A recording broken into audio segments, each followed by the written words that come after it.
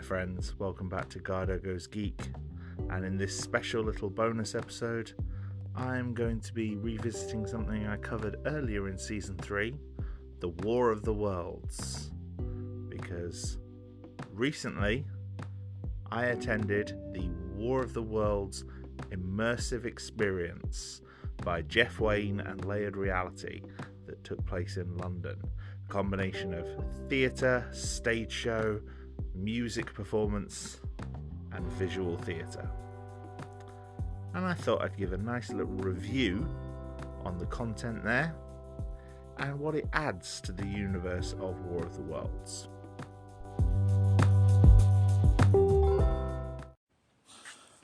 First of all, I want to reintroduce my wife Tallulah, who is here with me again. Hello, pleased to be back. You're going to help me review this one, aren't you? Yeah, oh definitely. I believe I mentioned in my War of the Worlds episode that while I was researching that and watching all these videos and looking up articles about War of the Worlds, we started seeing the adverts for the immersive experience. Mm-hmm. Yeah. And we were both sat thinking it looked really, really good. Yeah. Oh, yeah. But probably wouldn't be able to afford it anytime soon. And then, lo and behold, I got it for your birthday. You did? Your birthday present. It was. And then we had, a few months between April and August to go down and see it. And I thought it was a lot of fun. Yeah. Oh, I loved it. I was a bit nervous before we went in because you don't really see very much, so you don't know what's going to happen. Yeah, the street it's on in London, it's in like the old industrial district, I think. But like a lot of that has been turned to offices, and the building that it's actually kept in at the minute had like a whole load of construction works going on around the outside. Just printed signs saying War of the Worlds this way. Yeah. Which is a bit unfortunate for it, because it means it doesn't have quite the street presence that it probably should. Especially because when we actually got into the bar, the bar's done in a very Victorian style. Yeah. And that echoed into the windows. Yeah. Yeah. Like the windows had these big, nice, glorious arches and stuff like that. So... But I don't know, in a way, though, because it was so out of the way, it felt a bit more... Not secret. Secret's not the word I'm looking for, but because a lot of it was sort of like all talking about secrets and things kept hush-hush, and then it was a really unassuming building. I just thought that was quite cool. Don't go too into spoilers. No, we'll do a spoiler section in a bit. But yeah, I thought it was very good. So brief outline for our listeners. War of the Worlds was the novel by H.G. Wells. It's been adapted several times throughout the years, and the adaptation that I found myself most enjoying, and one that has become a franchise almost on its own right, with the amount of adaptations that it has had, is the musical version done by Jeff Wayne. Yeah. And our whole family loves that. Like, even our kids who are aged between, how old are they now? 15 and 6.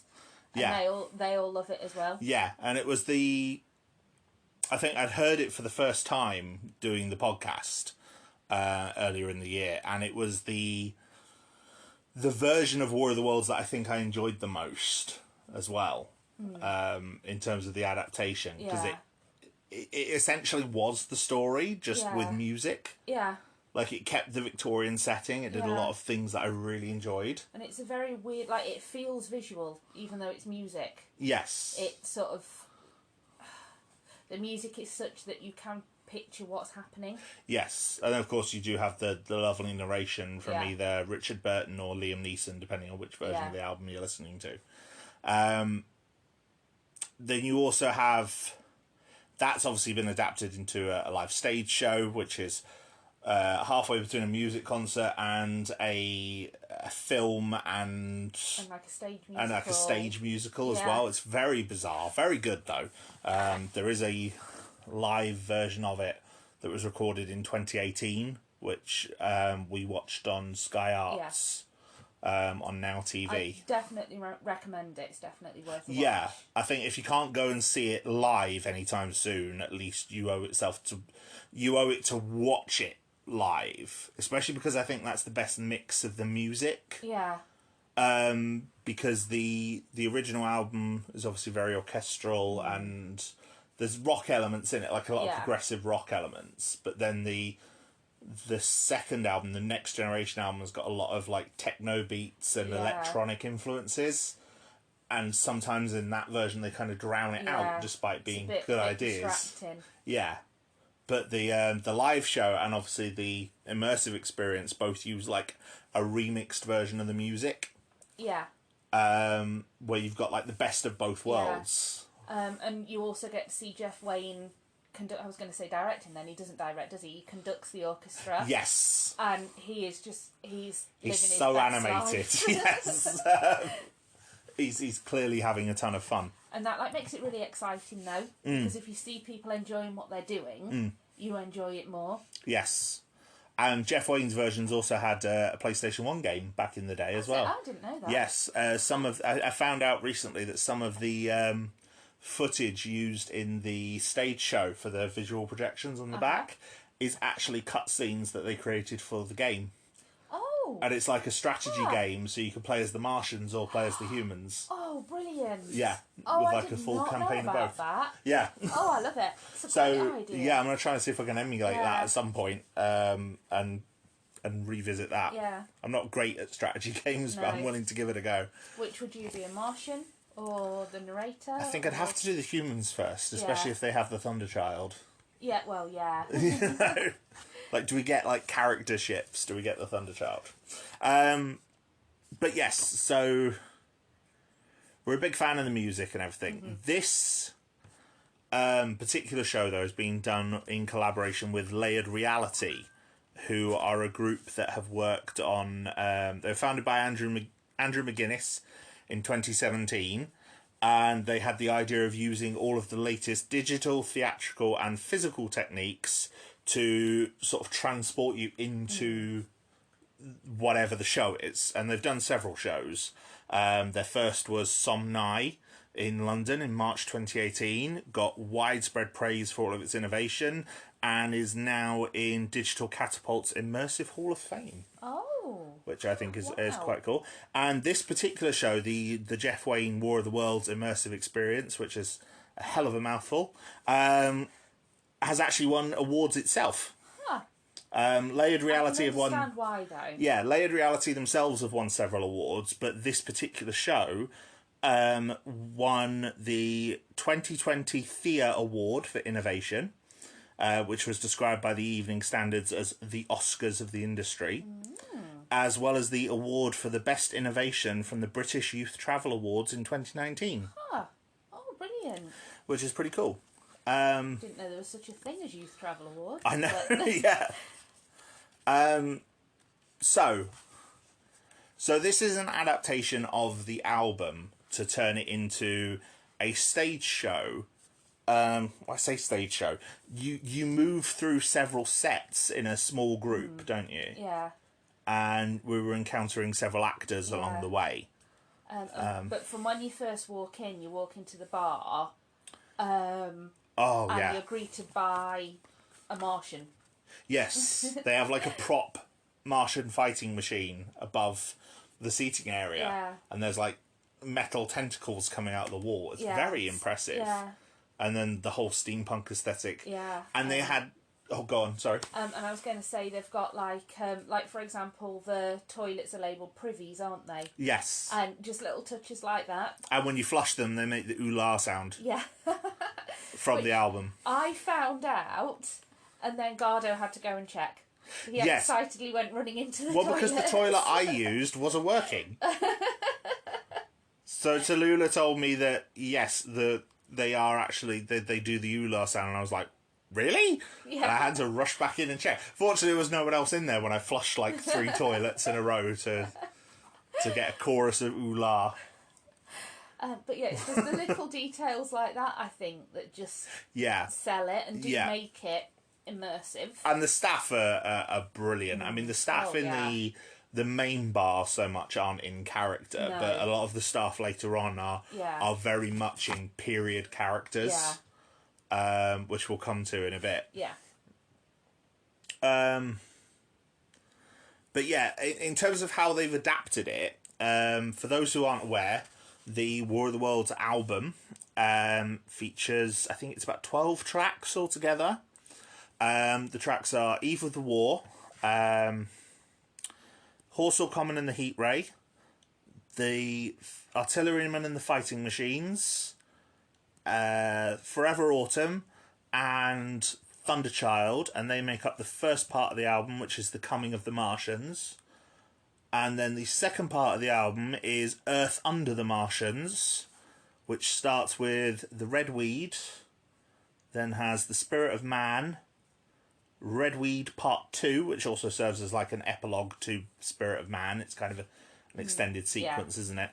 Then you get The Artilleryman Returns, which leads into Brave New World. Yeah, that one's my favourite. Then Dead London, which is in 2 parts, depending on which album you're listening to. And an epilogue. And there's actually 2 epilogues, because there's a small NASA epilogue as well. Which is very, very good. Yeah. Always makes me jump when I'm listening in the car, though. What, the NASA one? Yeah, because it's got the radio beeps, you know, like you hear on like sci-fi, you know, or space films. Yeah. Because it's a set piece from like Mission Control doing a Martian landing. And the beep every single time when I'm listening to it when I'm driving, it makes me jump. Probably shouldn't listen to it while you're driving in that case. Now, in the original albums, depending on which version you are listening to, there are several characters, but who they're played by is depending on which version you're listening to. And some of them are sung-only parts, some of them are speaking-only parts, and a couple of them are mixed vocals and speaking. Yeah. So there's the main character is the narrator, whose spoken voice, as I said, is done by either Richard Burton or Liam Neeson, depending on which recording of the album you're listening to. Very theatrical. Yes, very, very good. Richard Burton, being this massive ham, is actually playing it very, very straight. Yes. Which is great, and Liam Neeson's delivery is actually really good as well. Yeah. The Liam Neeson version in The Next Generation, they do incorporate a few more passages from the book. So I think he's probably my favourite narrator out of the 2, just because there's more of the novel there, but Richard Burton's line delivery feels a lot more Victorian. Yes. Yeah. Really, I know what you mean. Yeah. Yeah. I mean, no offence to Liam Neeson, I think he's great.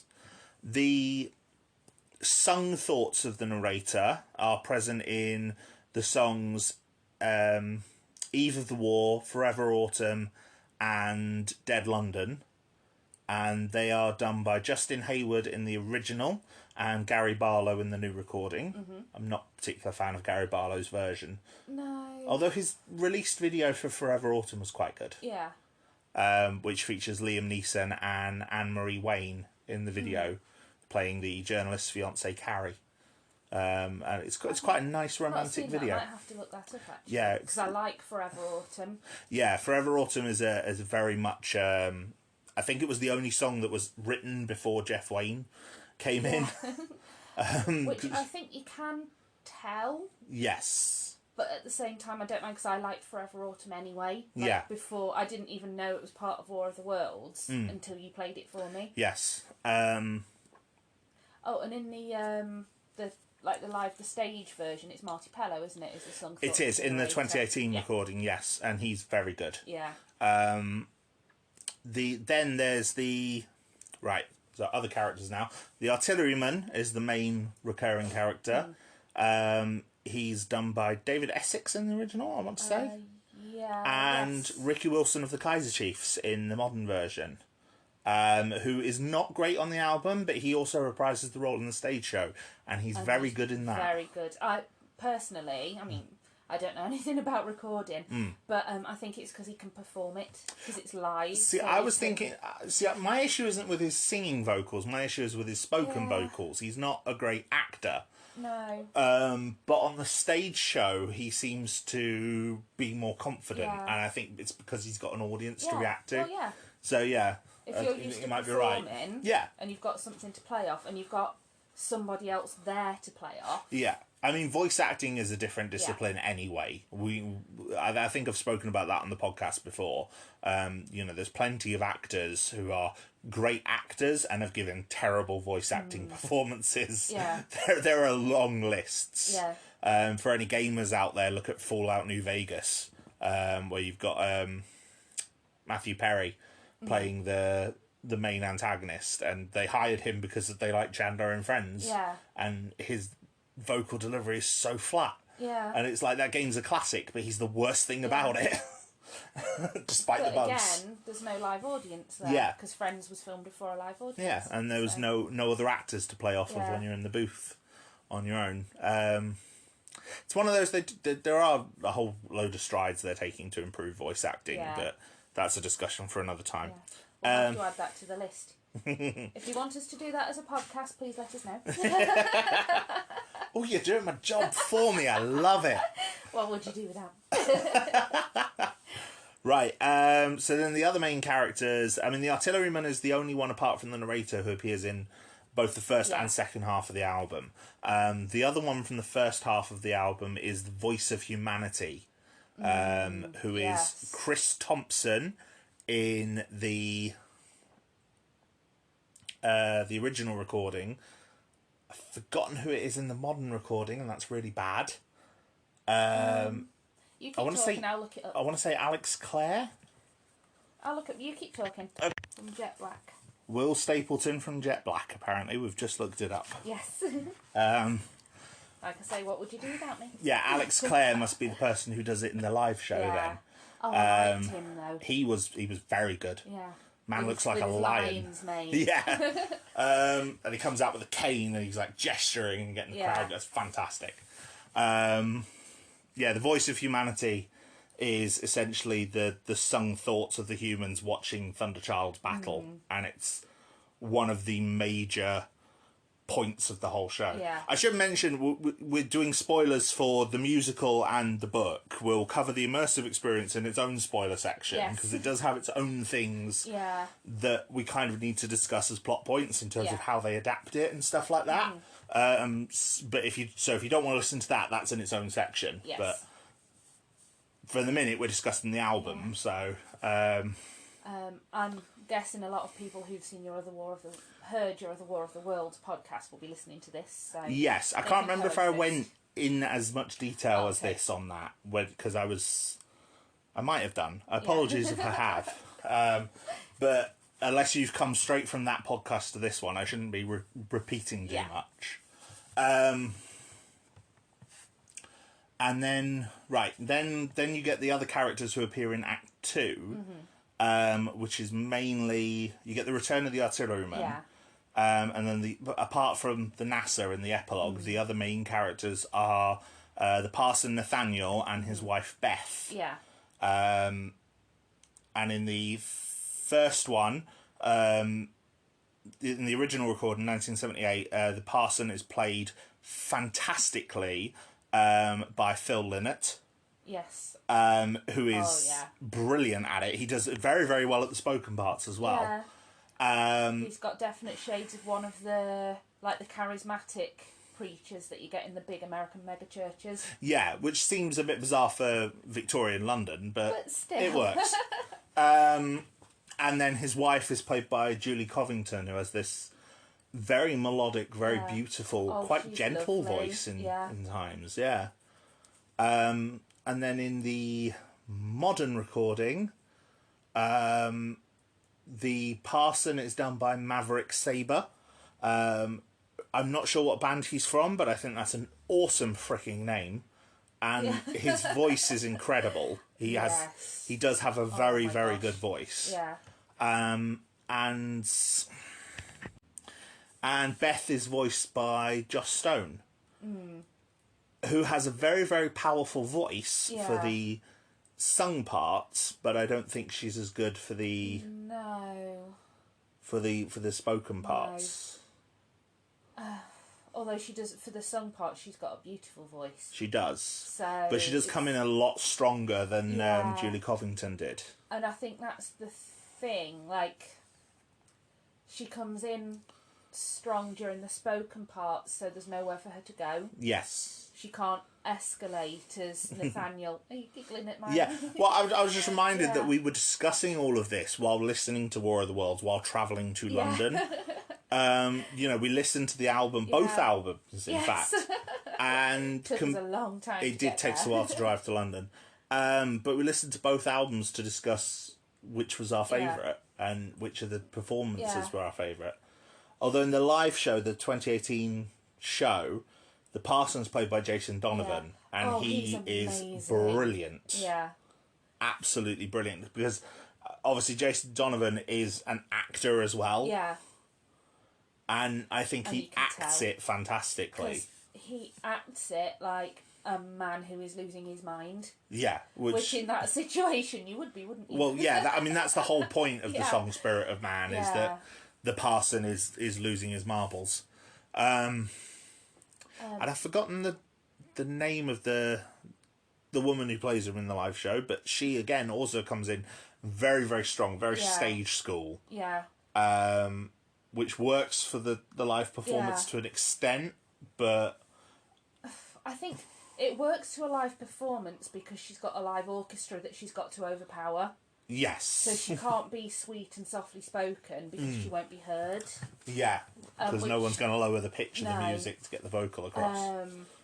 But it doesn't translate as very realistic because she's trying to reassure him, but I think in real life she'd be like yelling at him. Yeah, she's kind of screaming at him.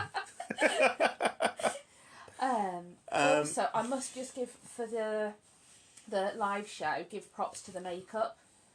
Because Jason Donovan's makeup in that scene is incredible because he's battered and he's bruised and he's bleeding. Yes. And even in close-up, it looks so realistic. Yes, and I don't know what they've... and they've obviously got fire pits on the stage and stuff, and then the stage lights. So he starts sweltering in this makeup. And whatever they've done to create the blood effects then starts running, and it looks like he's bleeding. It's like it's the sweat mixing with the makeup, but it looks like he's actually bleeding more. It's very impressive. Very, very good. Must have been amazing to watch live. Like, actually be there. Oh, yes. Well, especially when they lower the fighting machine that's like 40 foot tall and shoots jets of flame. Yeah, and starts oolaring. Oh, fantastic. Anyway. Now, to adapt this to the immersive experience, some of the songs get changed. Now, when they adapt it to the immersive experience, they do adapt some things very, very differently, don't they? Yes, having watched, watched having one and been at the other. Yes. I don't want to go too much into details, but Spirit of Man is not a song in this version. Yeah. Because essentially, the character that you are inside this version of the universe, you are sort of escaping with the narrator, who is officially given the name of George Herbert in this. Which is H.G. Wells' first two names reverse. Yes. Which I didn't know, so that's a nice little Easter egg. And like I say, I'll get more into plot spoilers for this in a bit, because... But essentially, some of the stuff is done with actors. Some of it you have the music going over. Yeah. Some of it you have the actual words from the songs on the album being said by the actor playing George. Yeah. And some of it is a VR experience. Yeah. Which I have some details on the different experiences. But I think as well, when it comes to the music, in some cases it's almost like, I don't like the term incidental music, but it's like background music to something else that's going on. Yes. So you're more immersed in it rather than just listening to the music. Yes, and some parts are a bit slower and you get to interact with the actors a bit more, and some parts are a bit faster, where you're actually doing something and then you've got the music in the background. Yeah. And some parts are the VR. Yeah. And the VR, you're more being shown a story. Yes. But I think all of them work very, very well Yeah. to tell the story.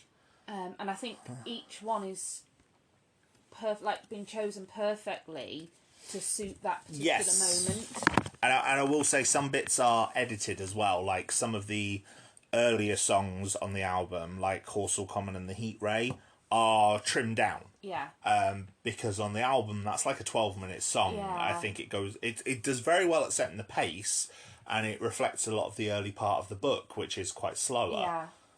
But you know what you're here for at the end of the day, and you want to get there quickly. You don't necessarily want to be standing in one place for 12 minutes, do you?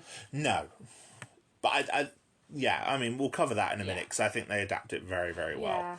But yeah, Spirit of Man was the big omission in terms of it not being a song. That was one of the VR experiences. So you actually watch two characters act the parts of Nathaniel and Beth. Yeah. And it was very good. There was some more twists and turns involved in the story at that point. I think we're going to have to wrap up our thoughts there and then get into spoilers, aren't we? I think so. Because we're edging dangerously near to spoiler territory now. Put it this way. In the short, if you like War of the Worlds, would you recommend going to the immersive experience? Definitely. Yes. Yes. I think even if you just like the story, go see it. I think if you like theatre, go and see it. Yeah. Oh, yeah. I mean, there were some people in the group we went with, and the woman that was there, the wife, she was telling me that they had no idea what they were in for. Like, they'd booked in an hour earlier. Yeah. And they'd obviously been, out in London and so, oh, this sounds good. Yeah, and I think it's not crucial to know War of the Worlds. No, I think they do a very good job of taking you through the story. Yeah.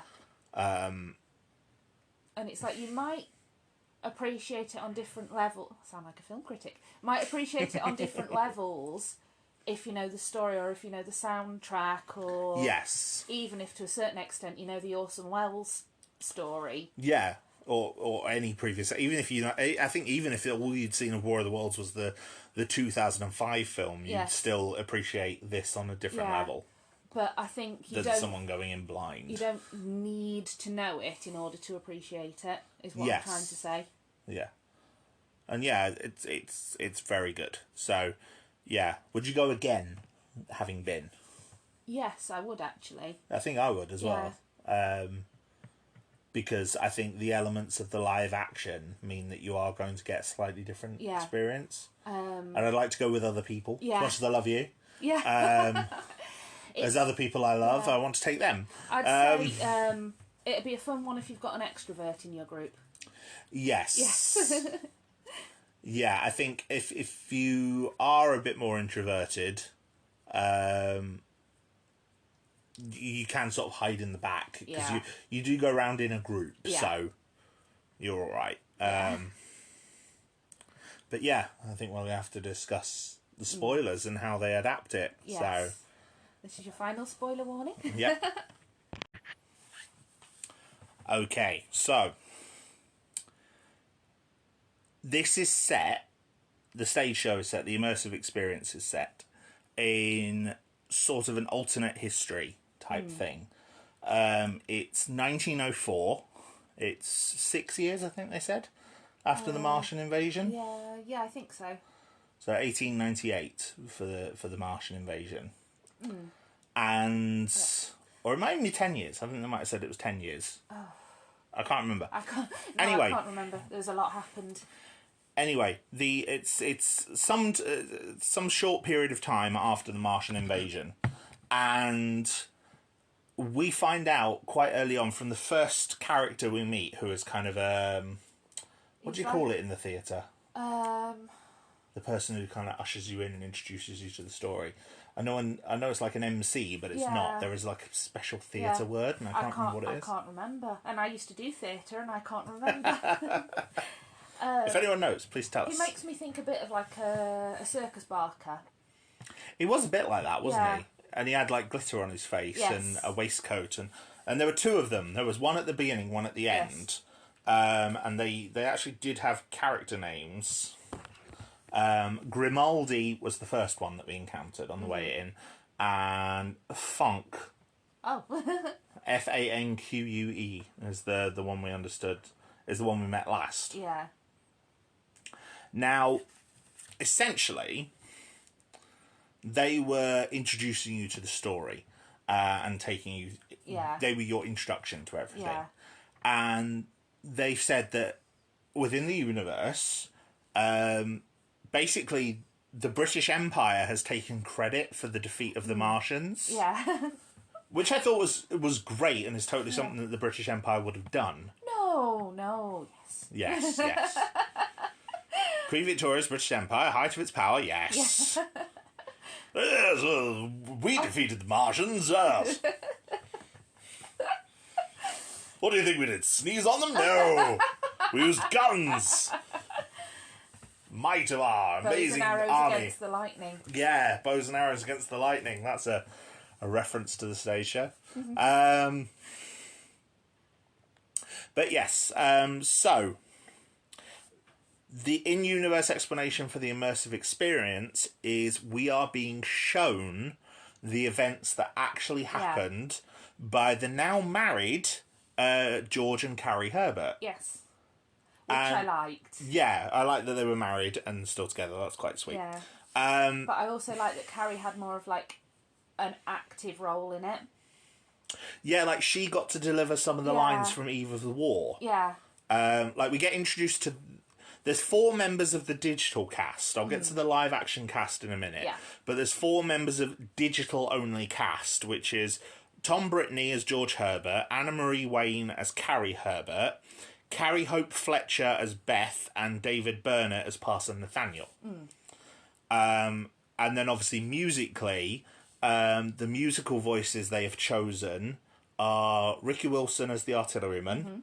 Although I did notice that while we were listening to the Brave New World sequence, there was like echoes of David Essex's performance, like turning him into almost a backing singer in some accounts. But it did give the right emphasis on certain lines, so I think it worked really well. I don't know if you want to talk about it here or... What's that? Well, because I was just thinking, I liked it because it gave a sense of echoing. And if you're underground, you're going to echo. Yes. And for me, because there was that slight echo there. And it was a difference in the two voices, wasn't there? Yeah. Yeah. So it did sound more like an echo rather than just... We can probably talk about that more when we discuss what when we get to Brave New World. I'm getting excited. They used Justin Hayward as the voice of the narrator. He's currently doing the stage show with Jeff Wayne at the minute, like the 40th anniversary stage show. 40th anniversary because it got delayed by COVID and everything else. Like the rest of the world. So yeah, he's actually returned as the sung voice and the narrator. And the voice of humanity in the Thunderchild sequence was Alex Clare, who we said was in the 2018 show. He got to come back. Yeah. And it's a studio recording now, and I thought it was amazing. Oh, yeah. For me, it's just... I don't know if somebody can sing and sound arrogant, but he starts off singing sounding arrogant and then kind of breaks down as he realises, oops, actually. Yeah, which is the point. I mean, there's 2 verses in Thunderchild, isn't there? And there's one is triumphant because the Thunderchild is fighting the Martians, and then the second one is like, Thunderchild just got sunk. Yeah. There goes our hopes and dreams of victory. But yeah, so I think they were good choices. I think they are probably my favourite voices for those characters. Because, we were discussing it, weren't we, when we were driving down? Yes. And basically our dream vocal cast was in... included those 3. So that was great. Yeah. So you get introduced to everything by Grimaldi. You then get sat in a theatre, like a little auditorium type thing. And George and Carrie appear using holograms on the stage in front of you, which was very cool. Yeah. Like, it looked amazing. Yeah. And they sort of tell you that the British government is hiding the story, so they're revealing the truth because they want the world to know. And it's implied that George Herbert has probably written about his experience as well. And so has Carrie, because I think they're both writers, aren't they? But George seems very deeply affected by everything he went through. Well, I think he's got what we'd now call PTSD, hasn't he? Yes. Which is he was also on a cane, I noticed. Yes. And like he starts telling the story and starts cracking, and Carrie like comes and comforts him and explains how everything was, and it was very well done. And then they basically start segueing from their introductory dialogue into the opening lines of Eve of the War, which I thought was so well done. Yeah. And seamless. It was really seamless. Like, whoever worked on the script for this did a brilliant job, because everything felt natural. Right. Yeah. But I liked as well that it didn't go straight into live actors. Yes. Because before you go in, you don't know what to expect. Yes. And it's dark, and it's Victorian style, but it feels neglected Victorian style. Yeah, like there was rubble in the auditorium around it. And like you're sitting in these chairs and you don't know what's going to happen. And I think had it been live actors, it would have just been too unnerving straight away. But then, anyway, after they do the introduction to Eve of the War, that's when you get the big bombastic musical Eve of the War with like a Martian, like a video of a Martian like trampling through a forest and burning everything. Yeah. Which was so cool. Yeah. So cool. I mean, Eve of the War is the big triumphant song at the start of the album. The bit that everybody knows when you say War of the Worlds. Yeah. But they didn't adapt the sung thoughts of the narrator at that point. No. Because once that is done, a door opens at one side of the auditorium. There were a lot of automatic doors. It was very cool. So the door automatically opens and you are ushered through and you arrive at Ogilvy's astronomy. Yes. Astronomy? That's not the right word. Observatory. There we go. Thank you, because I'd gone blank then. Yes, and it's like space viewing place. It's like an anniversary of the opening of the observatory. So Ogilvy is there. You're being shown around, and it's implied by the dialogue that we get from George Herbert before we arrive that George Herbert is with us, even though obviously he's not there as an actor. Because as I said, that's part of the story. Your character is with George Herbert on his journey. Yeah. But yeah, we actually got an actor as Ogilvy. Yes. And he was very brilliant. good. Yeah. Very good. Very eccentric, he asked you how many planets are there in the solar system. Yeah, he actually asked me how many planets, and obviously I defaulted to 8. And he said, no, I don't know who keeps telling everyone this, Pluto is a planet. And I was like, that's brilliant, because he's clearly been told that before. Yes. And just seized on it. Yeah. Which is fantastic. Yeah. And they they separate you all down, don't they? And you've each got like a telescope to look through. Yeah. He was played by by an actor called Joe Cushley, according to the board that we saw outside. And he was very good. Very, very good. Of course, we can only refer to the actors that did our show performance. But yes, he was very good. I did like him. And yeah, you were each given like a telescope to look through. And we were looking up into space, and there was a bright red dot that was Mars. Yeah. And then it was all very perfectly timed, I thought. There was a lot of... Can you have vocal choreography? I don't know. I don't know if that's a thing, but that's how I saw it, because it was all done to music cues. Well, not even music cues, because there was no music while he was speaking. Visual cues, I suppose. Yeah, there was no music while he was speaking, but then as he started talking about the green gas erupting from Mars, which he does in the book, and is mentioned by George in the album, as I was looking through the thing, I don't know if you were at the same time, but it zoomed in on Mars, and we started seeing this green gas erupting. Yeah. And it's so well done, because he has enough time to banter with the people coming through, and all the actors do this as well. There's enough time to banter, but then still keep moving forward, and it was so well done. Yeah, and also it was really because the telescope was like pointed at Mars, but if you moved it around, you could actually see the rest of space as well. Yes. Which I just thought was so I cool. think it even turned like 360 degrees. I turned it quite away. Yeah. I didn't want to try all the way because I didn't want to break it. But I think it would turn 360 degrees if you tried. Yeah. But yeah, and then you heard like a thud outside, Yeah. and that's where the screen on the telescope now changed to show the Martian cylinder on Horsell Common, which had landed with this enormous green explosion. Yeah.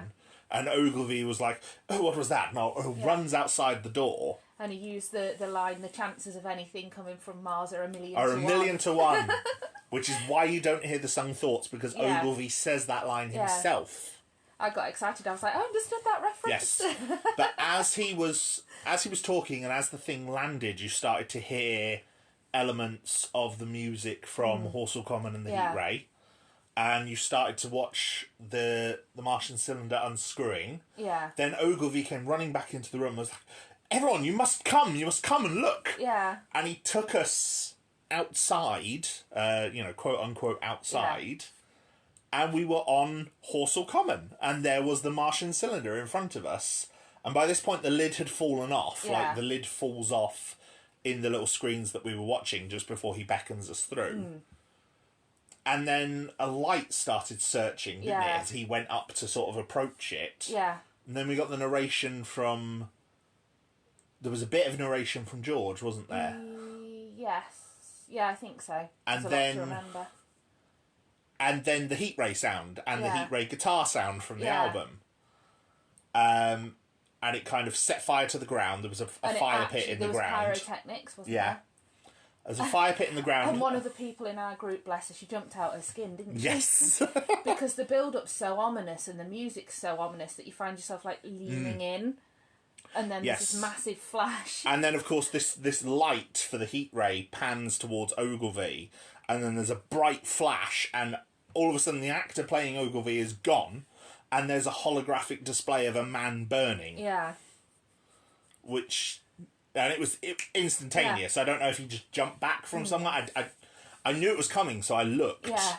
It's like I was trying to get that peek behind the curtain, but there's like a bright flash, and then suddenly you can't see him. You can just see that, and you get like a little bit of the music from the Heat Ray. And then a rifleman comes running up. And this rifleman does actually have a name in the script. He's Corporal Watts, who in our performance was played by Michael Stafford Wells. He reminded me a lot of the sort of characters that Robert Webb plays. Yes. For anyone who's seen Mitchell and Webb. Yeah. Or Peep Show. Yeah. Very kind of cheeky chappy, but... like dim but honourable and nice. with a Cockney accent. Cockney accent, yes. And just sorry to interrupt. My favourite bit about the whole bit on the Common is after Ogilvy gets shot, there's a pause and no one knows what to do because there's no actor there to guide you anymore. Yes. So you're all just stood there just like, well, what now? Yes. And that's brilliant because it's like... And you've got the fire pits going and the Heat Ray panning and everyone's just looking at each other now, like, what's next? Yeah. So then when this artilleryman arrives... Yes, not the artilleryman, the actual artilleryman comes later. But it does sort of make you jump a bit and it puts you onto the back foot. And it's like, I don't know about you, but I, like, even though I knew it was acting, logically, my heart was still racing. Yes. But he comes in and says, what are you doing watching this man burn for? And, like, leads you down a staircase. What are civilians doing out here? Yeah, civilians aren't supposed to be here. And he takes you to the house of George Herbert. And he says he's spoken to the maid there, Peggy, who was played by Isabella Javor. Oh, she was brilliant. She was brilliant. Yeah. And she's still the character of Peggy in the trailer, I noticed. The trailer that's on YouTube is her. Oh, okay. So clearly she's been with the production some time. And yeah, you can't get into George Herbert's house, so you break in through the window. Yeah. And guess which clever cogs bumped her head on the way in? Yeah. And you arrive in this quite fantastic, quite lavish dining room. Yeah. But then Peggy comes in and greets you and kind of sits you all round the table. She flirts a little bit with the Watts, yes. And she was interacting with. She sort of said, "What's going on out there?" Yeah, and a kid in our group said a robot. Yeah. And she was like, "What's a robot?" You know, panicking because obviously they don't know what that is in the late 1800s. And then the soldier says, "Oh, look at him, he's been on the sauce." And she says, "Oh, I've got an apple pie in the oven, that'll sober you up." Yes. Yeah, and then Watts leaves. Yeah. So you're left with Peggy, and then all of a sudden things start rumbling and shaking, and like there were glass bowls on the table, so the table was shaking and they were all clattering, but they weren't moving in place. So I never checked to see if they were like, I didn't want to pick them up and see if they were fixed or anything, but I'm guessing they were all fixed to the table in a way. Very clever. And then the lights go out. Yes. And again, because you're not expecting it. Oh, it's terrifying. And when I say the lights go out, you at this point you are underground in this building. Yeah. This is where the set for this particular room is. Pitch black, like you can't see your hand in front of your face. Yeah. You couldn't see a thing. No. And you can hear Peggy talking. Yeah. And saying, "Oh, what's going on?" And then all of a sudden you start hearing this like metallic slithering, and skittering, and then you feel someone like run their fingers across the back of your neck. It's just made me shock. And obviously it's pitch black. Like I said, you cannot see a thing. You cannot even see your own hand like an inch from your face. It's all done very, very well, and the sound is moving around you. Yeah. It wasn't like. It wasn't just a speaker. Yeah. It was. They described it as ambisonic sound. Is how they described it in the booklet. So yeah, the sound is moving around you. Like you hear something slither behind you as you feel the fingers on the back of you. So as if whatever is going past has just brushed your shoulder. And then the lights briefly flash on, and Peggy is standing by the fireplace with a tentacle through her stomach, which is now wriggling around. And she's screaming. Screaming, and it's flashing in strobe. And then when the lights come back on, like less than a minute later, she's gone. You cannot see her at all. And that was very well done. I think that was the only effect that I think looked a bit rough.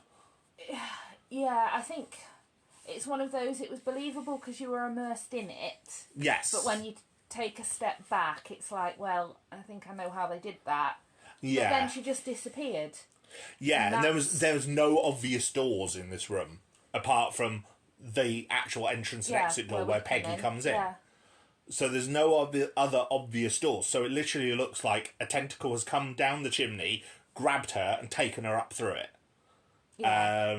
Because, like I said, she was right by the fireplace, right in front of the fireplace with the tentacle when the lights came on.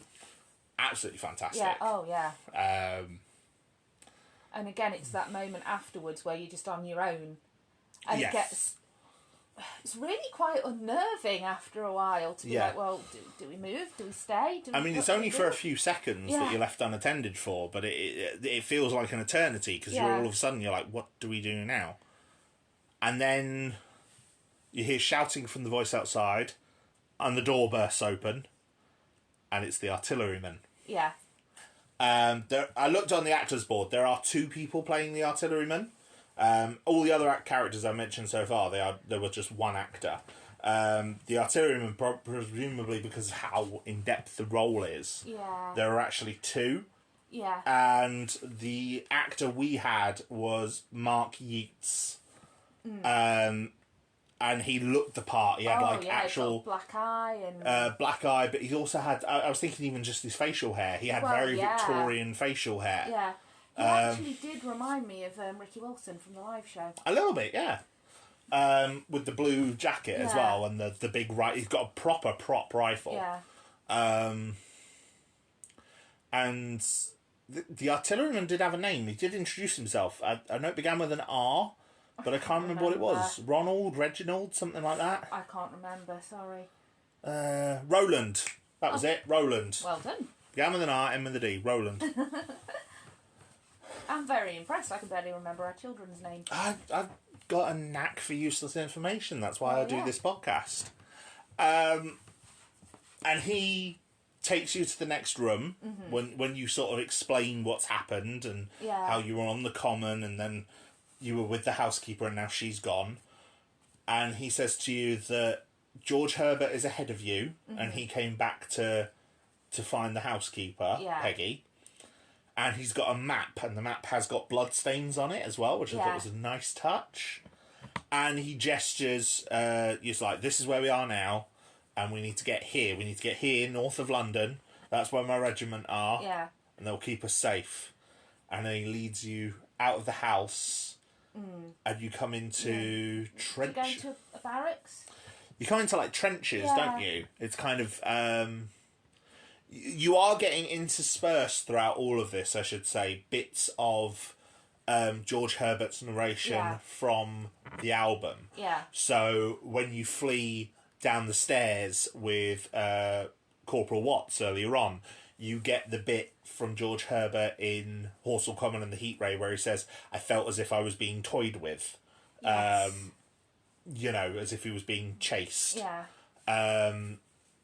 You get his description of the artilleryman when you meet Roland as you're going down the corridor to leave the house. Yeah. And you go over a bridge with some water. Yeah.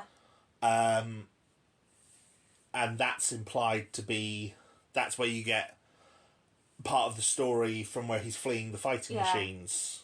And I love that because it was... I think that was a bit ahead of where wherever the next bit is. But it was a rickety bridge, like it did move and sway underneath you. And water spilled out onto it. Yeah. As you were running over it. It was like, very obviously clever. You were completely safe, but in that moment, it was like, oh, I don't like this. Yeah, you're obviously completely safe through all of it, but you don't necessarily feel completely safe, which is great. Yeah. And it's all semi-dark as well. And and you have to, like, duck under things and run around things, and it's very physically active. Yeah. Like, I'm not in the best of physical shape, and even I was like, I have to move and crouch, and, you know, I'm 6'3" with dodgy knees, so me crouching and bending doesn't work really well. And I normally use a walking stick, but I didn't bring it with me. So I was like limping my way along, trying to escape these Martians, going quickly across this rickety bridge. Yes. So you end up in a trench, which is presumably where the barracks are. You hear fighting all around you. You get elements of the artillery and the fighting machines music. You hear the chorus of Ooh La from the Martians with George Herbert's narration about it. You meet a nurse in there called Eli. She was played by Emily Hindle. Yes. She was very good for a new character. She's one of the few... You know, her and Corporal Watts and Peggy, they're all new characters that are added to the story. But they're all either present in a version of the story or implied to be there. Yeah. Like, George Herbert's housekeeper, the narrator's housekeeper is a character in the original story. He sends his wife and his housekeeper away. Yeah.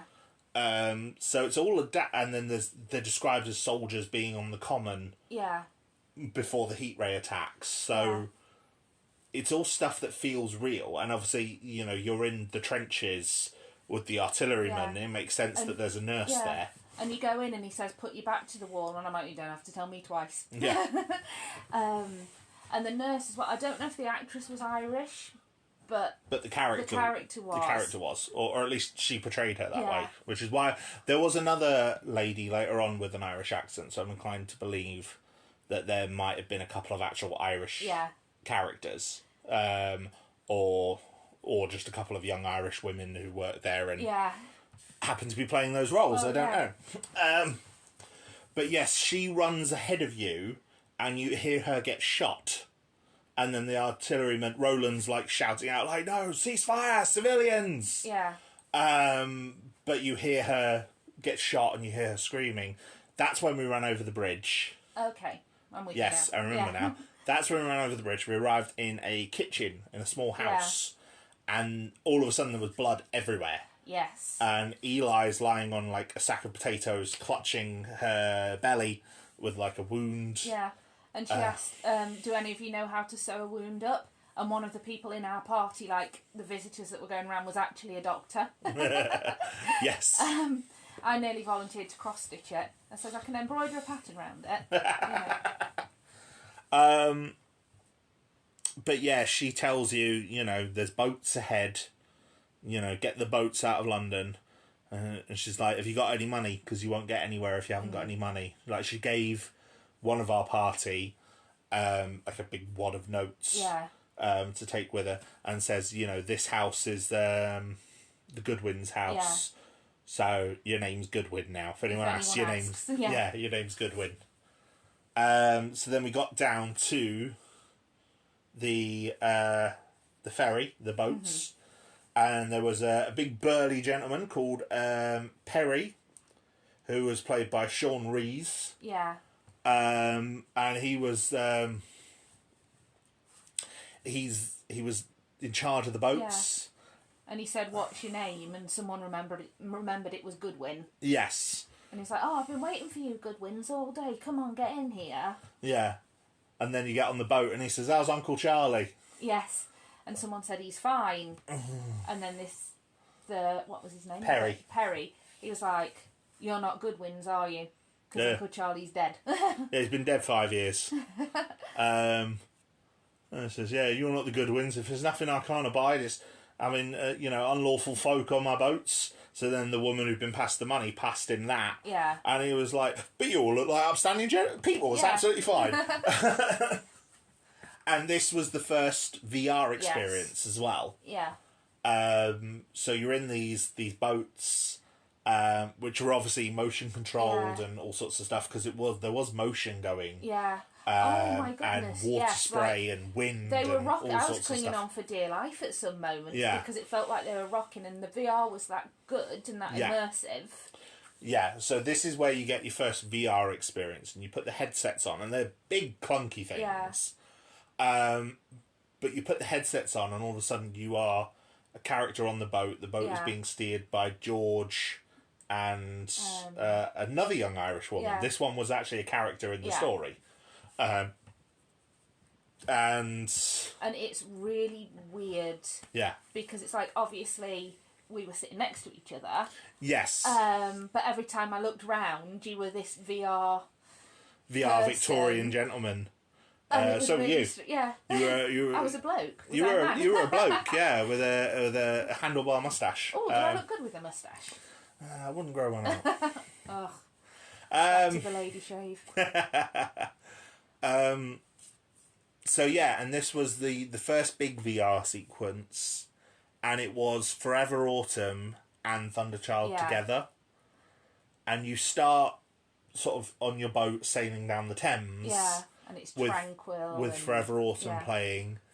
And then after the first chorus, all of a sudden you're in London, and there's fighting machines on the horizon marching through London. You go past Westminster with the Houses of Parliament, and one of them opens fire on Big Ben and destroys it. And it is 360. Yes. And I kept forgetting that you couldn't see me. So at parts I was like nudging him and pointing stuff out that you might have missed, and of course he couldn't see me. Yeah. Yeah, like, because and it is all even behind you. Yeah, because you're travelling on the mirror.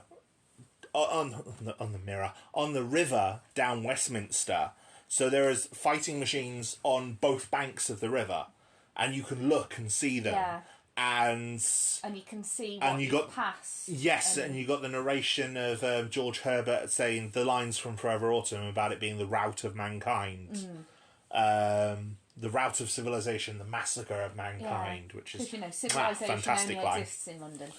It did in the 1800s. As a proud Midlander, I beg to differ, but anyway. Yeah, but if we're going by British imperial history... Yeah, well, yeah. You know, it did in the 1800s. So yes, and then it comes to the end of Forever Autumn, and all of a sudden you're on the high seas, and there's this. You see that you go past the steamer, and George behind us waves out to Carrie, and Carrie sees us, and she's like, there were a whole crowd on the top of the steamer, but she was really well illuminated. Yes. I noticed. Yeah. Which was a silly touch, but a nice touch. So that obviously the audience doesn't miss her and see her waving. Yeah. So then we go past the steamer, and then all of a sudden the fighting machines start appearing all around us. And close as well. Close, and then you got the fight with the Thunderchild, and you got the Alex Clare vocal, which was great. Both choruses of Thunderchild were in it. Yeah. The Thunderchild took down several of the fighting machines. Because this is the thing with the Thunderchild is the best part of the book. Yes. It's my favourite part of the book. It's my favourite part of the live show. It's my favourite song on the album. So I was really excited at this part. Because the thing with the Thunderchild, in the book, it takes down 2 fighting machines on its own before it gets really badly damaged, careens at a third, and then there's a massive explosion of black smoke. And when the narrator, it's the narrator's brother at this point, when he looks back, the Thunderchild and the fighting machine are both gone. Yeah. So in this, in a blaze of glory type thing. And you don't know what happened, so you assume Thunderchild took down 3 Martian fighting machines. In this, it took down about 5. Yes. It was fantastic. Yeah. And there was small touches I liked as well, because we were in 2 boats. The group was split down into 2 boats. Yes. In real life, for want of a better way of putting it. Yeah. And one of the fighting machines reached out and grabbed someone from the other boat. No, it grabbed the Irish woman from behind us. Did it? Oh, I thought she was from the other boat. No, one of the fighting machines lifts a tentacle down into the water. It wraps around the boat, lifts you up, and then another tentacle comes and steals her. Oh, okay. Because then when I looked behind again, George is piloting the boat. Oh, okay. Rather than her. Yeah. And because George has the bright idea of let's help the Thunderchild. Yeah. How? We're in a boat with no guns. Yeah. What the hell can we do? Seems to me so much of this story wouldn't have happened if George Herbert had just left alone. You just don't interfere. We circle the Thunderchild as it fights its triumphant last stand and then goes down into the waves. Yeah. And then George's narration talks about the cylinder following cylinder, and all of a sudden the sky around us just lit up with all these green cylinders coming down. It was amazing. And it felt logically I knew it wasn't real. Yes. And if you looked at the people in VR, you could tell it wasn't real. Yes. Because they were a bit kind of like early 2000s Harry Potter video game looking. But I mean, the graphics were a bit rough on this bit, but I think they were very much improved later on, which I'll get to. When it comes to the fighting machines, the Thunderchild, the fact that stuff was coming to I was ducking out the way. Yes. Because it just felt so you were there. Yes, it's very, very cool. The cool. boat was rocking and the boats are designed to move and do all sorts of everything. And there was water spray going off and the wind and everything. Yeah. You could feel the wind on your body. Yeah. Not necessarily on your face, because a large part of your face is covered up by the VR goggles, but you could feel it. Yeah. Very impressive. Yeah. Very, very, very and impressive. as a small kind of side note, I wear glasses. Yes. The VR... Put your teeth into Tallulah. The VR headsets do go over your glasses, but because I wear glasses and a headscarf, I couldn't get the headset over my glasses. But you don't need them. I'm very short-sighted, but I could still see everything fine without my specs on. Yeah, someone who's long-sighted might have a bit more difficulty, though. But it's just one of those where if you wear glasses, bring them. Yeah. But if you're in London and decide to go and then you're like, oh, I've not got my glasses, you should be fine. Yeah, because obviously it's a visual projection, so it is right in front of your eyes. So despite there's a 3D element, like it does look 3D, it looks very three-dimensional. But it is literally screens in front of your eyes. Yeah. But yeah, that ends sort of the part one of the whole album. So the boatman now takes you off the boats and sends you upstairs to the bar. Yeah. Which is the Red Weed Bar. And this was very, very good. I thought it was a brilliant way of adapting that song. Yeah. Because the Red Weed song is very quiet after everything you've just been through. And not much really happens during it. It's very calm and... Yes. And eerie. Oh, I forgot to mention something that happened earlier in the Spirit of Man bar. The pictures on the wall. Yes. There's the pictures on the wall reflecting the album art of the original album. But they have projections going onto them. So, like, for example, with the Red Weed, the amazing picture, the painted picture that's in the album liner is you get the town centre, but now the Red Weed kind of spreads in all over the place until it envelops the picture. Fantastically done. It's horrible. It's very, very, very good, though. It's very effective because it really is creepy. Yeah. We actually sat underneath that one while we were having our dinner. It was almost hypnotic to watch it over and over again. But yeah, the Red Weed bar itself, the two barmaids that we had in there were staying in character. Yeah. And they were saying, this is a rescue centre and you're not being served alcohol here. Okay? If anyone asks, you didn't get any alcohol in here. Yeah. But it you know, it is a fully functioning bar. Yeah, and we had a red weed cocktail, didn't we? Yes, and an antidote shot, which they actually pipette out some little red things. But the actual room itself, it's called the Red Weed Bar because all across the walls is made to look like the red weed. Yeah. And it was done with, like, fibre optic cables and I don't even know what the material was, which is a shame because I want to do it for Halloween this year. I want to do, like, the living room with all the red weed. Oh, I'll take a lot of it. Yeah, I'll see red yarn, red creepy paper, you know. But it was just so... It was the little details like that I think made it. I should point out you didn't misspeak crepe paper there. Yeah. That was a What We Do in the Shadows reference for anyone who doesn't know. We need to do a podcast on that. I will do eventually. But yes, it was very good. Yeah. Very much enjoyed it. The atmosphere of it, and there was even like a big sign up saying like an emergency sign and rules for the emergency shelters and stuff, which was very clever. But obviously you arrive in groups, so 2 groups are in this bar at the same time, and like one group will go ahead of you, and they get taken to the church by the curate, who in our performance was a young lady. She was terrifying. She was played by Hannah Henderson. She gave me proper, like, school mom vibes. Like my girls' mistress from my school. She comes in a black Victorian gown, big hat, and a lantern, holding a lantern, to, like, usher you through. Yeah. Very, very good. Yeah. Very, very good. And she ushers you into a graveyard. So you are outside of the church. There's a statue in front of you. There's all sorts of other things. Oh, and when we arrived in London, forgot to mention this, you come to a little bit where you're in the houses outside London before you go into Carrie's residence with the letter that's pinned to the door that she leaves for George.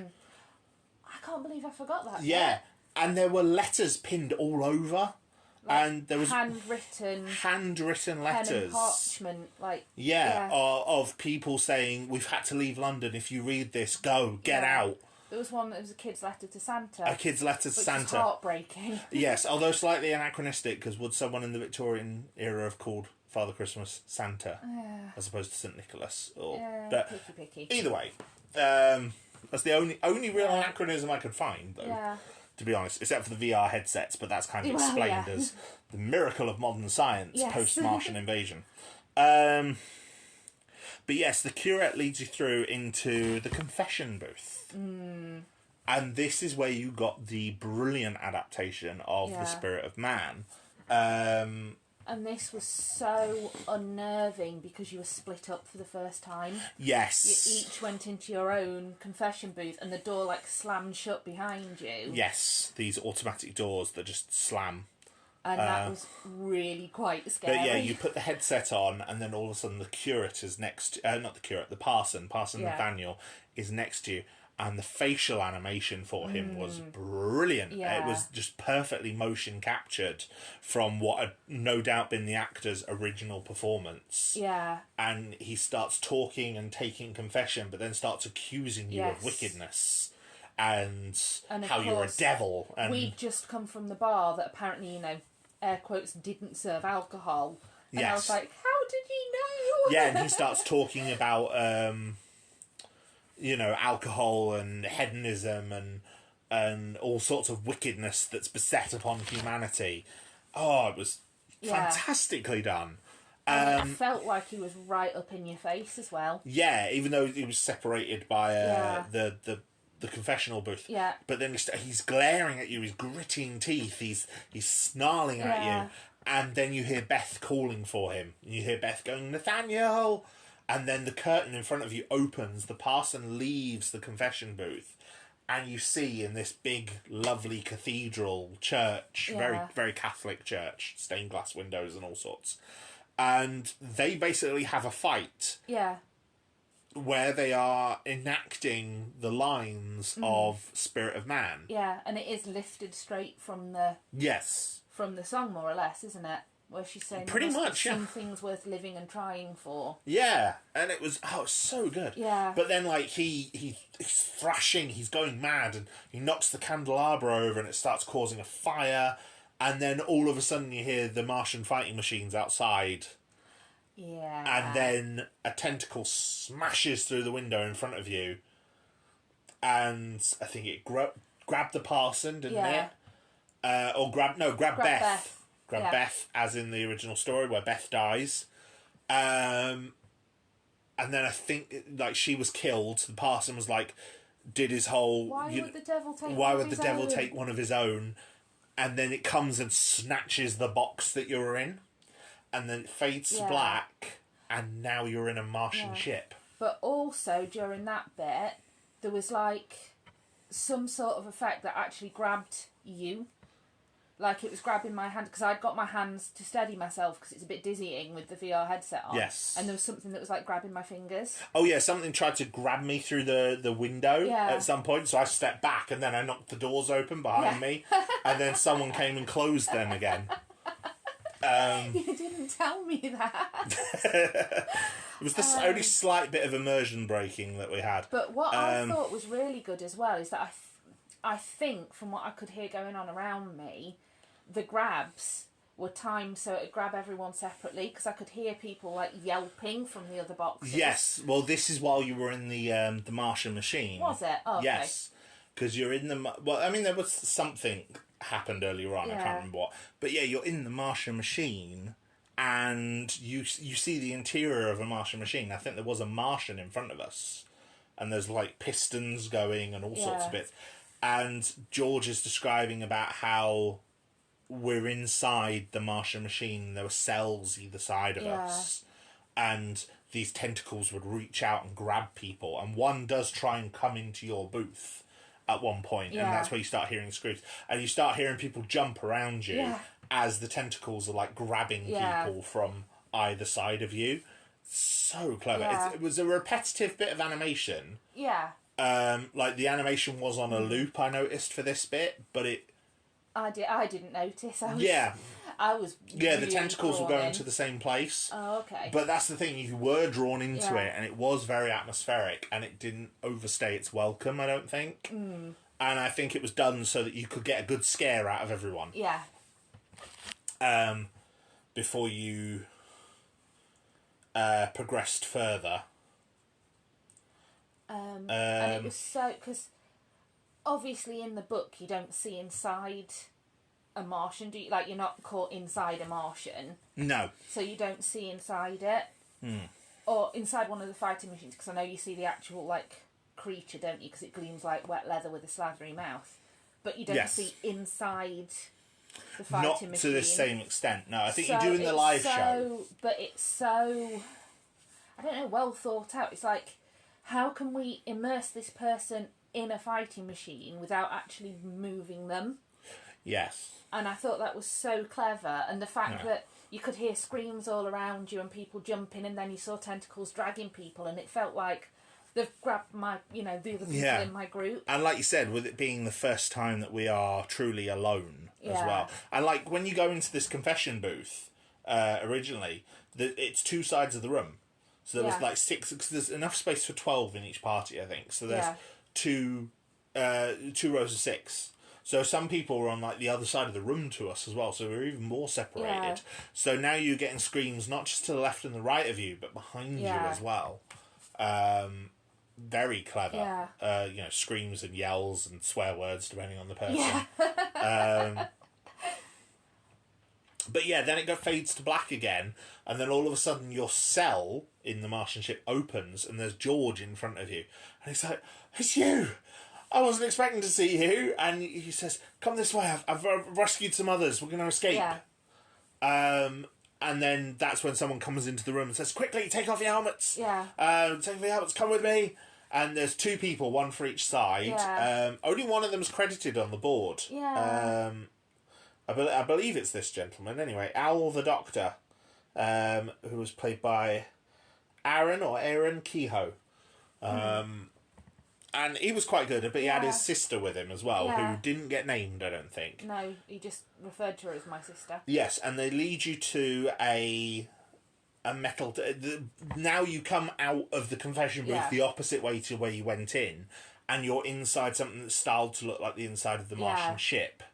There's bits of green neon lighting and lots of metallic effects. And you're led to a metal slide, like a metal tube slide. Yeah. And they said it's one of the tentacles. One of the tentacles, or one of the legs, and we're going to escape that way by going down. So Al goes down first, and then knocks on the bottom, which was very cool and very immersive because you know exactly when to send someone else down because someone's knocking. Yeah. And I was the last person down for this one, and the sister says, "Tell my brother I've gone to rescue more people." I'm like, okay. Yeah. And then I go down, and then he told me off for leaving his sister behind. He was like, "You let her?" Yeah. And that was so, because they were hurrying, they were banging on the doors and saying, "Hurry up, put that down." And I was panicking. Yes. And it's like I'd had to take my specs off, so I was trying to get this VR helmet off and get my glasses on. Yeah. And then hobble along because I'd not brought my walking stick. And you find yourself like your heart starts racing and you get sweaty palms. I think it was after the break you've had for red weed in the red weed bar, this is a perfect way to bring everything back. Because obviously the first VR experience that you end Act 1 on is quite intense. Yeah. And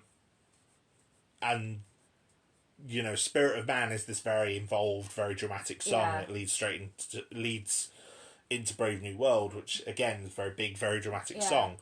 But in this, you've got to make it immersive. You've got to keep the action up, and it was the same as what they did with the first half. Yeah, I thought with Horsel Common and the fighting machines and stuff, where they're keeping the action, they're keeping you doing something. Yeah. And you really do feel the urgency. Yes. Yes.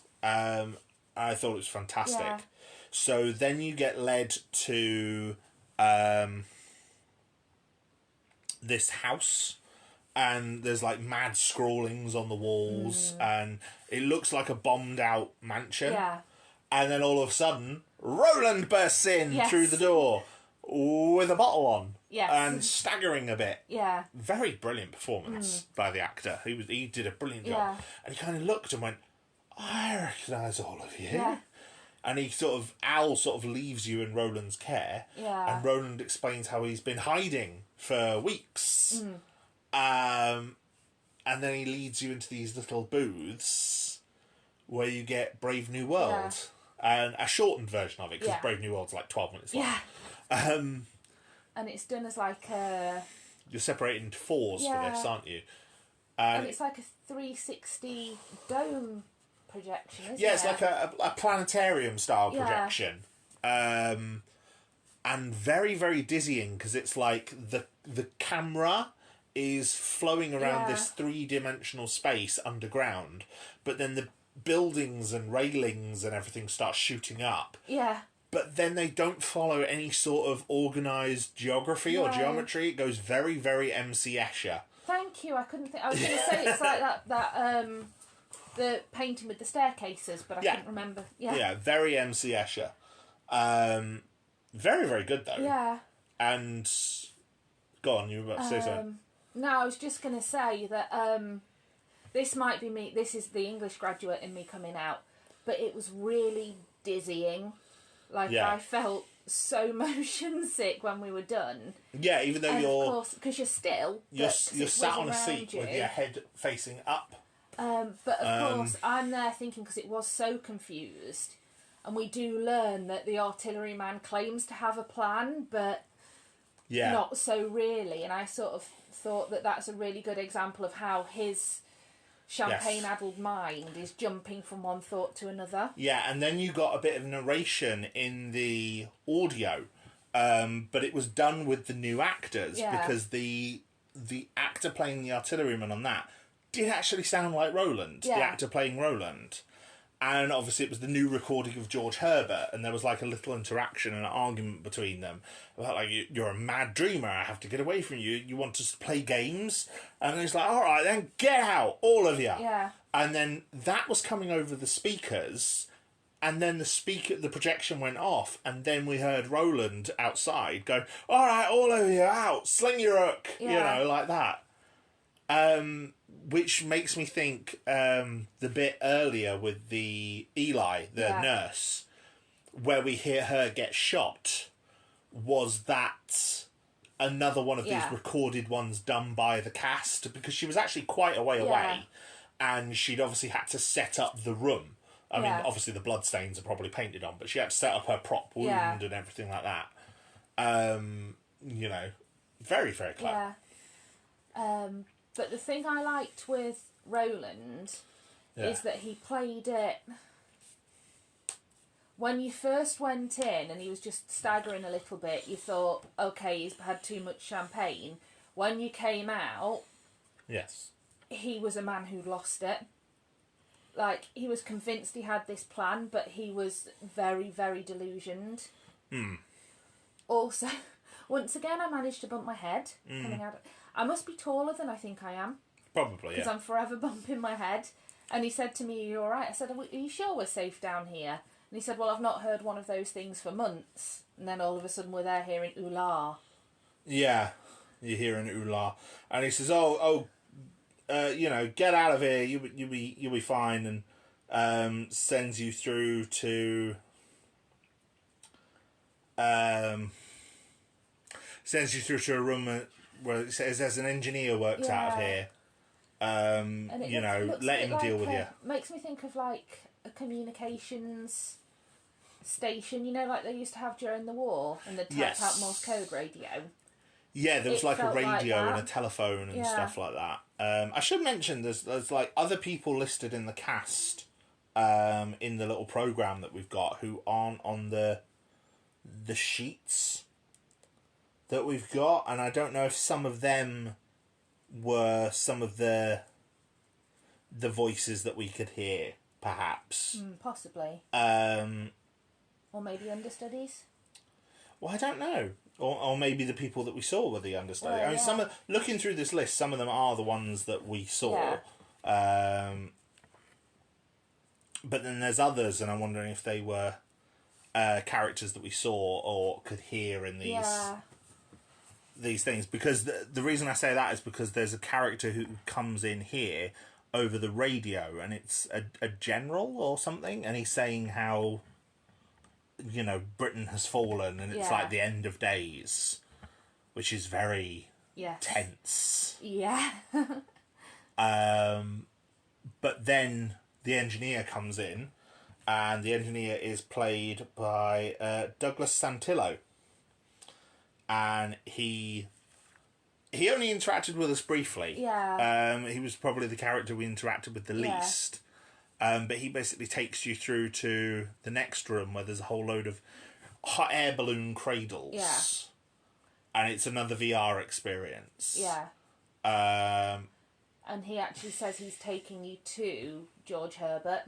Yes. Like, he's reuniting you. Yes, because when you put the VR headset on this time, it's literally just you and George Herbert in the airship. Yeah. In the hot air balloon, despite the fact there's 2 people per hot air balloon. Which again is really weird. Yes. Because I would like reach my hand out and I could feel that you were there, but you I couldn't see you. Yes. At least on the Thunderchild and Forever Autumn section, I could see you. Yeah. I could see, and weirdly enough, when you were turning your head, I could see which direction you were looking in that one. Yes. Yeah. I also noticed, because I started playing with the VR when I was in the cubicle. Yeah. That you could actually see your hands in front of your face. Oh, and it would actually digitise your hand. Like they're doing all the films where you turn your hands over really slowly to look at both sides. I tried to see if I could link my fingers, and it didn't quite work. But very impressive, considering I don't know what sensors it was using to do that. Yeah. Very cool. Yeah.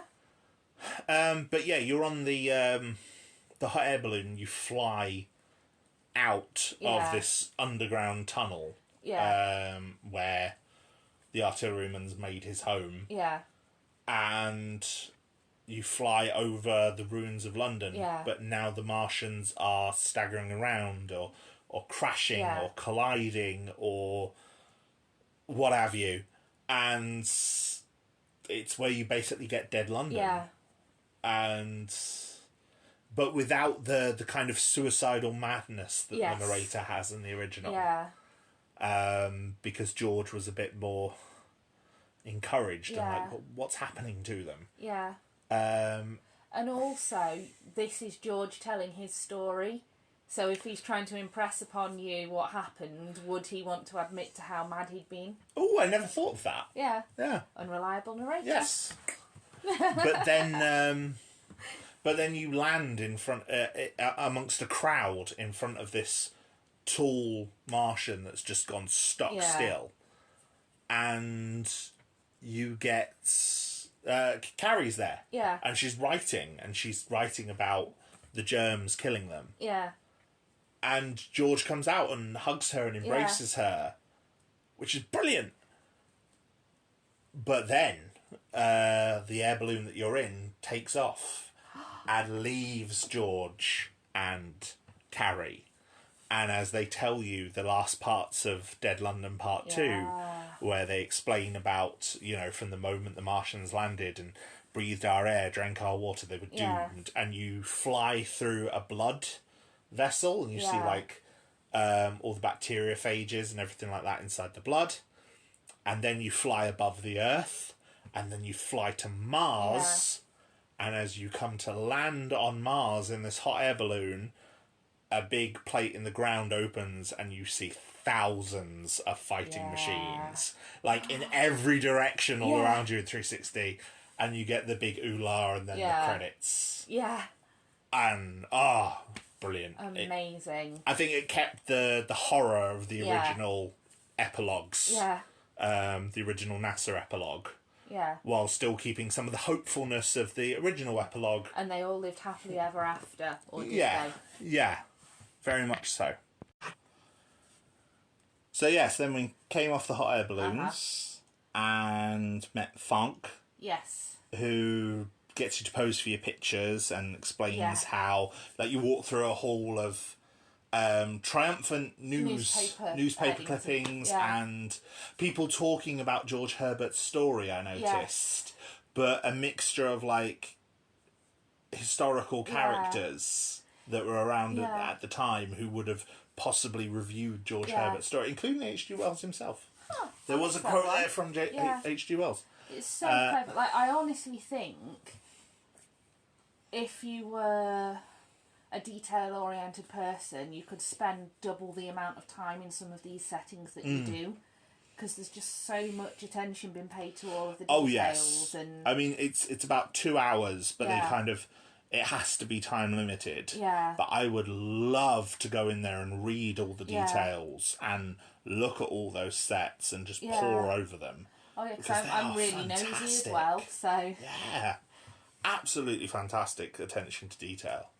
And then Funk brings you out into the main bar with a chorus of, "Ladies and gentlemen, we have survivors!" And then everyone in the bar claps. Everyone in the bar claps for you, which is fantastic. Yeah. And also, when you get summoned from the bar, the Martian lets off like a jet of steam, it's doesn't like, it? what's it, dry ice, coloured isn't it? smoke, which smells very nice. Yeah, love the smell of dry ice, but it lets off like this coloured smoke to bring you all in your group. And it's just so, like, the one thing I've really taken from it is, when you come out and it says we have survivors, you feel like you've survived something. Yes. And it's like you go through the whole thing and you are perfectly safe, and they say all the way through, if you need help, if there's, if you can't walk over the rickety bridge, or if you can't do the slide, or if you have a problem with the your VR or anything like that. If you want to come out, and they said, because I think, is it 10, the minimum age? Yes. So they said if the little ones are getting scared, you know, shouldn't call 10-year-olds little ones, but you know what I mean. Yeah. Then just ask and you can come, and you're safe logically, but when you're there, goodness me, like you feel like you've gone through it, and so when people are clapping because you've survived, the bow you take is quite genuine. Yes. Yeah, I took a bow. Of course, I took a bow. Stage schooling you.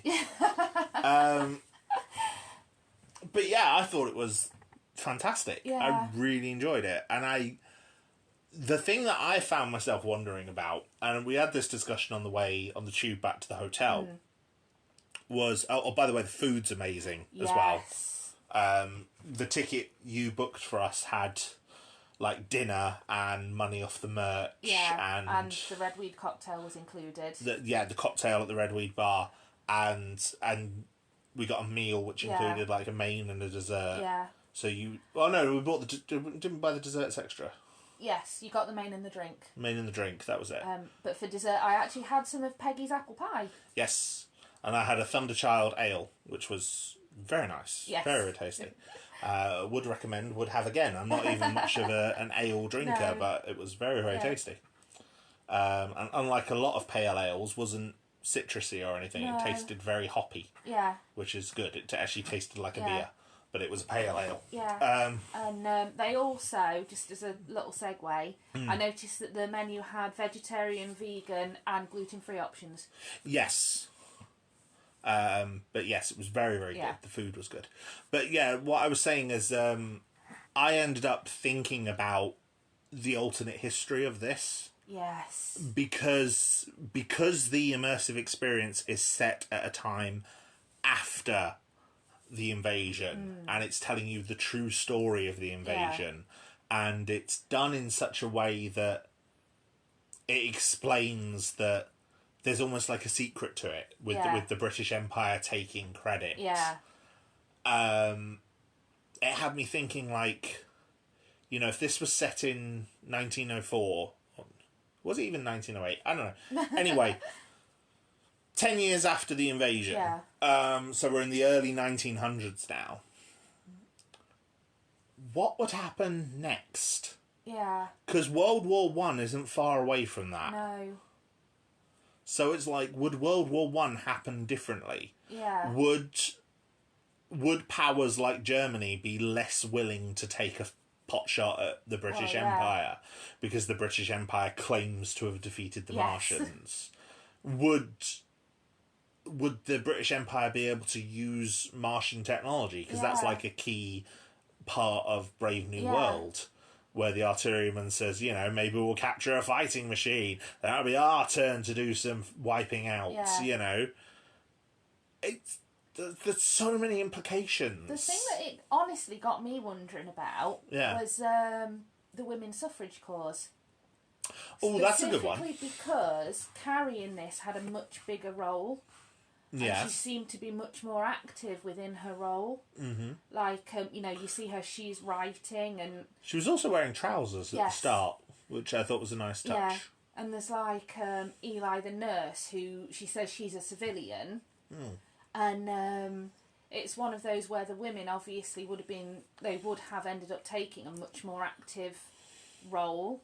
Yes. So it's like, in the case of women's suffrage, would it be like, well, they're not that hysterical. They managed to get us through a Martian invasion. Look how they managed during the Martian crisis. Because in the book, especially, in the original novel, it's very much implied that Britain is the only place attacked. Like, H.G. Wells goes to quite great lengths, I think, to count the amount of cylinders that appear. Yeah. And he makes reference to the cylinders that arrive and how many fighting machines come out of each cylinder and where they all land. And it's all based on how many explosions he saw on Mars at the start. Yeah. Which is about 6 to 7, I think. Yeah. And I think the cylinder that lands on the house is the 6th cylinder. So it's the last one. Yeah. Now, in the Jeff Wayne version, there is the line at the end of Thunderchild where he says cylinder followed cylinder. Yeah. Which I don't think is in the original novel. Which implies that there's a much greater Martian presence. Yeah. But even then, it's still very much implied to be the focus is on Great Britain. Yeah. But they also said in the immersive experience that millions of people died. Yeah. Like, the Martians attacked London and killed millions of people. Yeah. Now, the population of London, I don't think, was millions of people at that time. So it's like, did they attack other places in Europe? Yeah. Or did they just cut a swath through the countryside before they died? Huh, interesting. You know? I've not really given it much thought, but it's an interesting question. See, it's one of those that starts to play on my mind, and I think, well, the Martians presumably didn't survive long in our atmosphere. I think several weeks to a month at most before they're wiped out. Yeah. But they seem to have done considerable damage during that time. Yeah.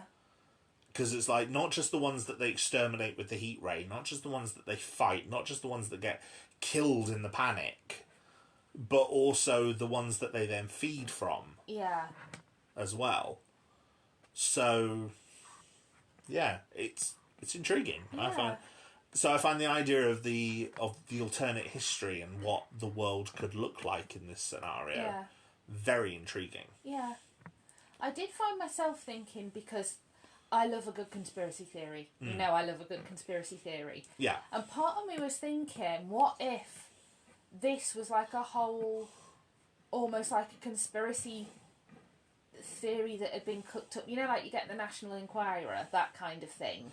Yeah. And whether we were actually watching somebody's conspiracy theory of what actually happened. Yeah. Oh, they were killed by germs. Yeah. And they're like, look, we couldn't have killed this many people with the artillery, and look at this, and it's like a conspiracy theory. This is what actually happened, kind of thing. Yeah, maybe. I might, but obviously I'm reading far too much into it. I mean, maybe. That's part of the fun of it, isn't it? It's just one of those. I just thought it would be so funny, which is why George Herbert in this experience is he doesn't talk so much about running away, because he talks a couple of times about running away, doesn't he? Yes. In the narration, because he hides under the hides water. In the river at one point. Yes. And when the parson gets taken by when the parson gets taken by the tentacle, he says, and there was nothing I could do to stop him. In this, it's not mentioned at all. Yes. I mean, the parson dies in a different way in this. But do you know what I mean? And then, and of course, it's like, well, if George Herbert is telling this story, and he is in league with Grimaldi and is it Falk? Fonk. Yeah. And he's in league with them, could it be that he is the unreliable narrator, sort of portraying himself as the hero and the one that discovered everything? He's the one that realised that it was bacteria that took them down. Oh, yeah, I suppose. He's the one that... well, I think in in this, it was Carrie that she was writing that when the balloon landed. Well, he and Carrie then. But do you know what I mean? It's like it was all George Herbert. George Herbert was the one that, in this at least, was with Professor Ogilvy when he saw the Martians landing. Yes. And yeah. And of course, it's like, to my mind, I just liked reading it as it's all George Herbert telling his own bombastic story. Yes, of course he's involved in all of it. Why wouldn't he? Yeah. Which is why Carrie's included more as well, because I can imagine her being there, like, tapping on the shoulder, like, excuse me? Yes. Yes. You're not writing me out of this one. But yeah, I thought it was absolutely fantastic. Yeah, I really enjoyed it. Really enjoyed it. The whole experience, the whole setting was so well done. Yeah, and you forget that you're in... I want to say it's not a warehouse, but it's not a huge, sprawling building either, so everything is quite tightly packed within itself. But it feels like you've traversed across the country. I mean, some of the rooms that we were in have to have been right behind other rooms. Yeah. But the soundproofing was phenomenal because you couldn't hear a damn thing. No. And it's like, in the Spirit of Man bar, there is music playing, and it is quite loud music. There's lots of hits of the 70s and 80s, but then occasionally, like, a bit from one of the original albums will play. Yeah. Never the full song, but always just a bit. I think while we were there, we heard a bit from Spirit of Man, we heard Eve of War, we heard Brave New World, we heard Forever Autumn. Yeah. Didn't hear Thunderchild. No. But, you know. So they were playing, like, every hour or so. Yeah. Because we heard, like, one before we went in, and we heard the other three while we were having lunch, so about every half hour, 40 minutes, something maybe. Well, dinner, because we went in the evening, didn't we? We did, Our in the show evening, was at 5 not lunch, o'clock, dinner. So. But the Red Weed Bar was right next to us, and we only know that because an old couple came through the door, and the person who was working the merch booth, who we've been speaking to, said, they missed the boat ride, they had to go back and do it. And I was like, oh, okay. And obviously, because the boat ride is right before the Red Weed, they went through the Spirit of Man, through the Red Weed, into that, and they came back through. I was like, and it was only when I looked through the door that had opened, I was like, that's the Red Weed Bar back there.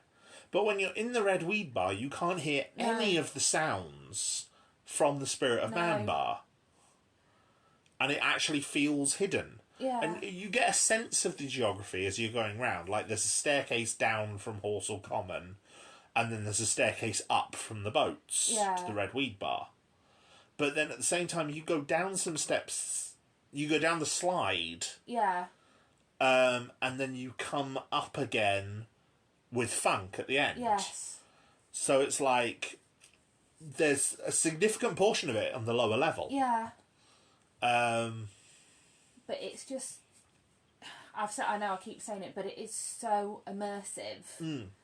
And the doors to go in and out are quite close as well. So those must be very close inside. Yeah. Because, like, when Grimaldi was introducing it, he said, you can hear our company of actors practicing in the next room. Because that was the only time we could hear something else. Yeah. And I think it must have been Funk talking to the group that was finishing at that point.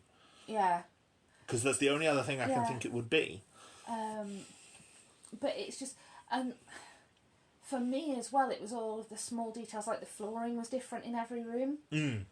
So that kind of it did actually literally trip up someone in our group. Yeah, but there's a bit where you're in London, it's like London cobblestones. But it throws you off where you are because it just feels different. Yes. And smells different. Like there was there were a couple of smells as well. And scents and...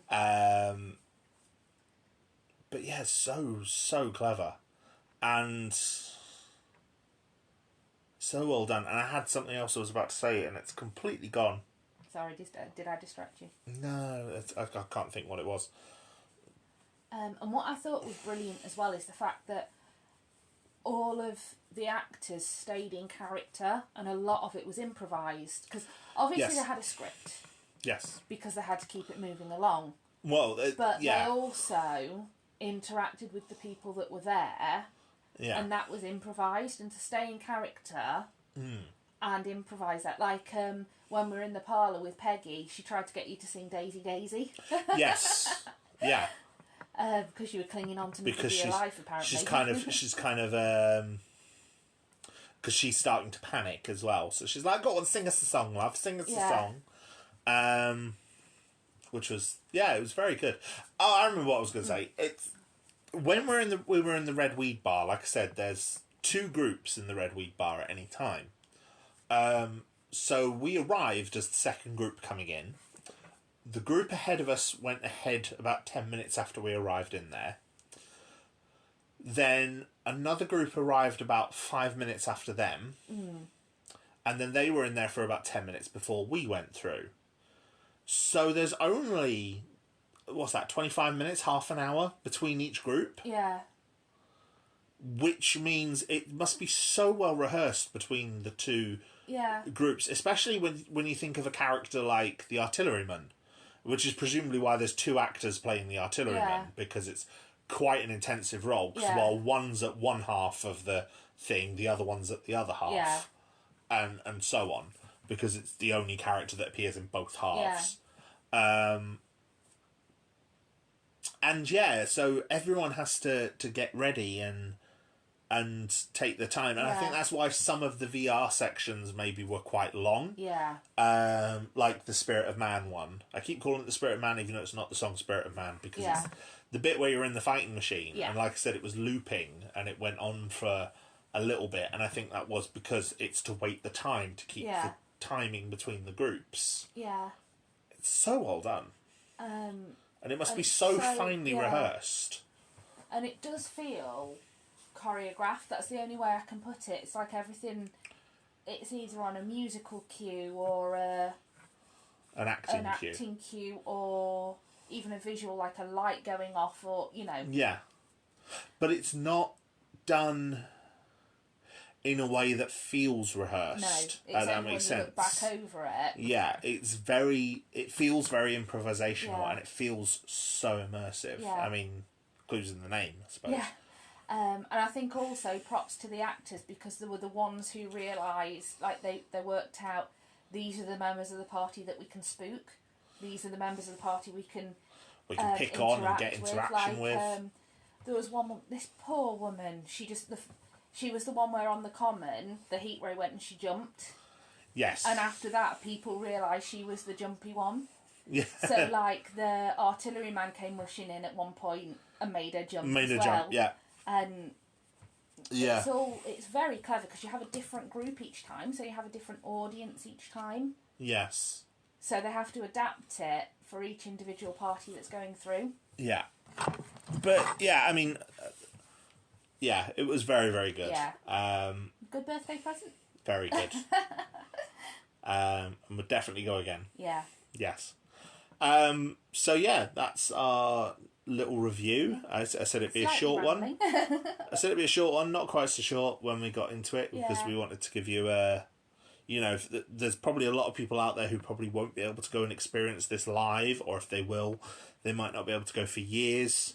I know our youngest, he's 6, and he's decided that when he turns 10 for his 10th birthday, he wants to go to War of the Worlds. Yeah, and I think if this is successful, I can't see any reason why it wouldn't still be running in 4 years.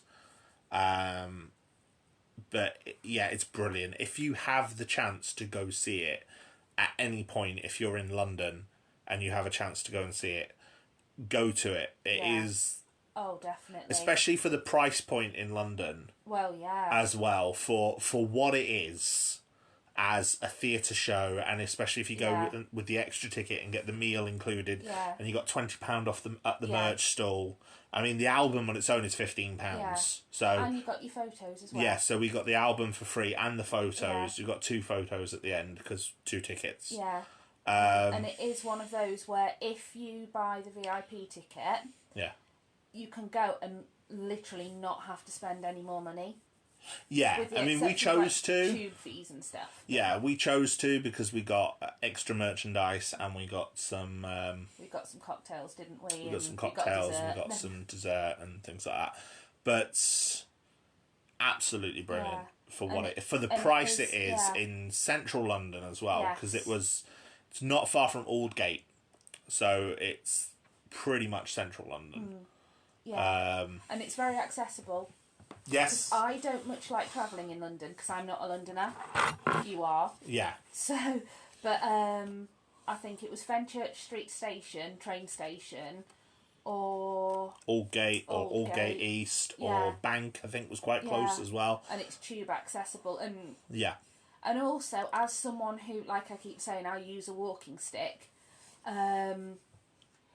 It's not too physically taxing, and I know that there are other routes. So if you are like physically impaired, there are other routes, so you don't have to go over rickety bridges and downstairs and down slides. I mean, if you're restricted to a wheelchair, you might not be able to do it. But if you have mobility issues, I mean, like I said, there was an older couple who was doing it. And they seem to have got on fine. Yes. And as another note, the staff and even that work the bar and stuff was so helpful. Yes. And even when there is something that is more physical, there's usually a moment where you have a break afterwards. Yes. But even the physical stuff is done in such a way that you can, it's not impossible for most people. Like climbing into the window. It's a large window and it's padded. You're not going. I can vouch for that. Yeah, unless you bang your head like this idiot, you'd be completely fine. Yeah. And then once you've done that physical bit of getting into the window, you're sat at the dining table. Yeah. For about 15 minutes before you progress. Yeah. So. And that gives you that break before you then get to the next bit on the Scrabble to London. Yeah. And again, it's like there's sort of like there's bits with rickety bridge, like the rickety bridge, but then you're in the boat for Thunderchild. Yes. So and like I said, if you're going, you can get the tickets where you get the free photo. You pose for 2 photos at the end. One is kind of a shocked the Martians are coming, and another one is a victory over the Martians pose. And they put several backgrounds on them as well. So getting a free photo and being able to I mean, we got both of our pictures. One with a red weed background and one with a newspaper style background in black and white that says "Survivors found. Their chances were 1,000,000 to 1." Yeah. And I'm like, that's just brilliant. It's great. I think if you can get to London and you can experience it with someone, I think in terms of the value for money for a night out in London, it's got really to be really up there. Because you get sort of like your show with your live actors, and you get your VR experience, and then you get the dinner as well. Yeah. And I mean, even if you just want to go into the bar, I mean, was it called the Spirit of Man Bar? Spirit of Man Bar. I'm sure they'd probably just let you in the bar if you're just buying drinks and dinner. Yeah. If you ask nicely, I'm sure they'd let you. Well, yeah. But yes, so that's Jeff Wayne's The War of the Worlds Immersive Experience with layered reality. Go to it if you get a chance. And that's our review of it. Garhdo goes geek seal of approval. Yes. Yes, maybe I should do that. Yes. Garhdo goes geek approved. I'll give it 10 geeks out of 10. 10 oolahs. Until next time, my friends, take care of yourselves. I've been Garhdo. I've been Tallulah. And see you in the next episode. Look after yourselves. Bye.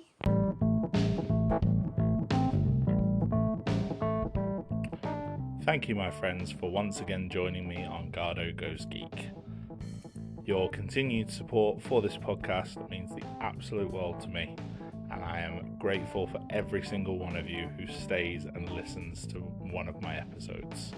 It means the absolute world.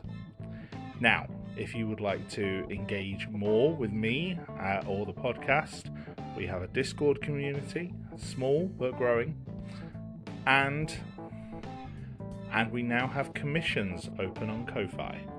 So if there's a topic you would like to see me cover, you can pay me to cover it.